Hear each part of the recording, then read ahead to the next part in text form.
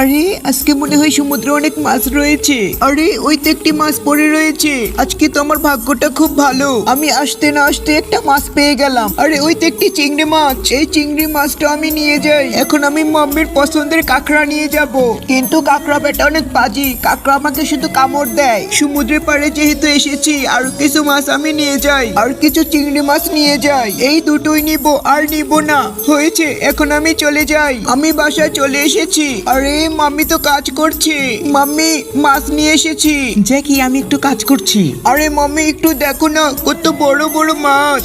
আরে জ্যাকি, তুমি আমাকে এত ডিস্টার্ব করছো কেন? হ্যাঁ, আরে মাম্মি হয়তো রেগে গিয়েছে, কিন্তু এই মাছগুলো তো আমি মাম্মির জন্য এনেছি। জ্যাকি, আমি বাসায় মন দিয়ে কাজ করতে পারছি না, তুমি বাসায় থাকো। তুমি খুব ডিস্টার্ব করো, বুঝেছো? আরে মাম্মি দেখি মন খারাপ করে চলে গেল।